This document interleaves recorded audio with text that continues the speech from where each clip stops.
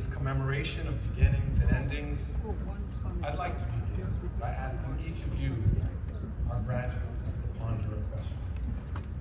What are you going to do with the joy and the pain, the light and the dark, the good, the bad, and yes, even the ugly? What will you do in the face of all that you remember from this time, from this place? If the core curriculum has shown you nothing else, surely it has illuminated two important precepts.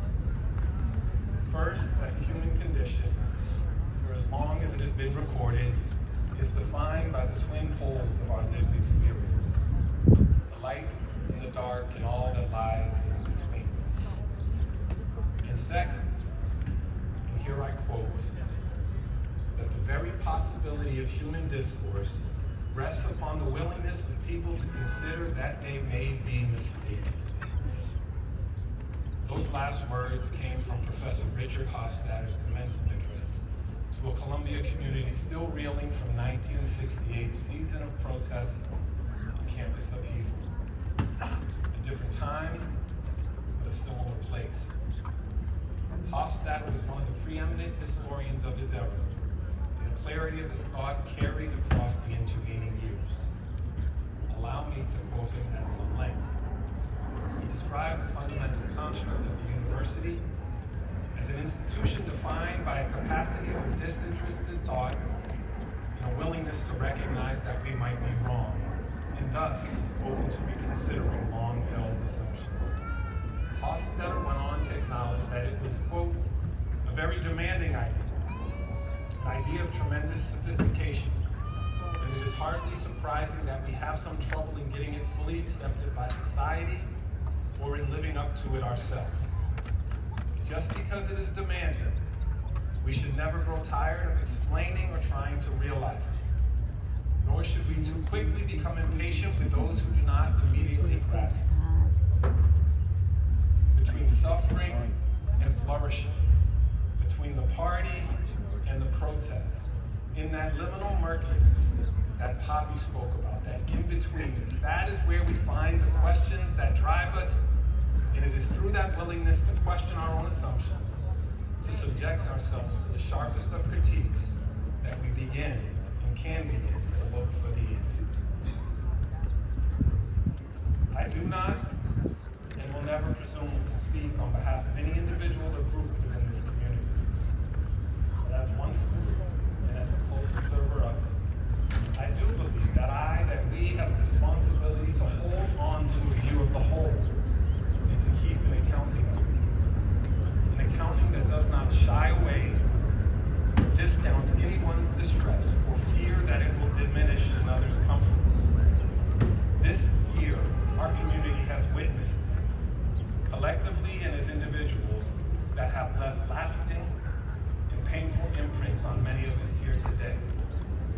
What will each of us do in the face of all that we remember of this most recent academic year?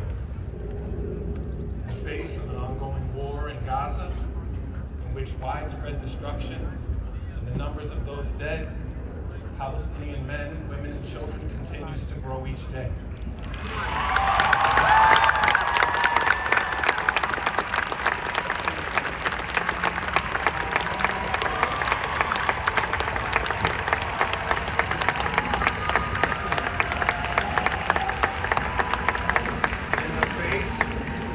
October 7th attack at the Supernova Music Festival, and the scale of indiscriminate killing and abduction of Israeli and Jewish men, women, and children, many of whom continue to be held hostage today.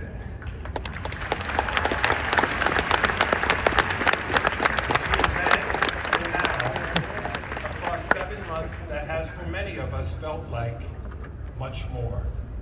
In the face of all that has come in between, and of those troubles that have largely remained unnamed, but have taken no less of a toll on members of our community.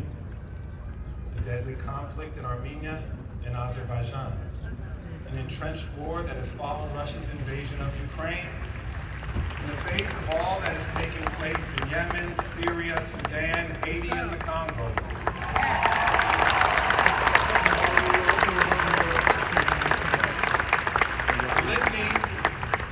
a litany like this is by definition incomplete. Conflicts and crises the world over, and many others much closer to home, have too often, we can admit, you can admit, I can admit, have gotten the better of us, if we have even named them at all. They have driven us, some of us, to feelings of powerlessness, to shame, despondence, anger, and yes, even hate. And they have pressed on our campus in ways that reveal both the importance and the real challenges attendant to our commitment to being an academic community comprised by students, faculty, and staff who come to Columbia literally from all around the globe. In the face of all of this, and with respect for the truth of each other's experience, it is almost implausible to offer anything other than the recognition that even the most eloquent of words fail us. That requires us to face the fact that even our best words and our best efforts have not, on every occasion, proven up to the task. As such, perhaps the best, but still insufficient thing we can do is pause here and now, together, and for a moment, just breathe.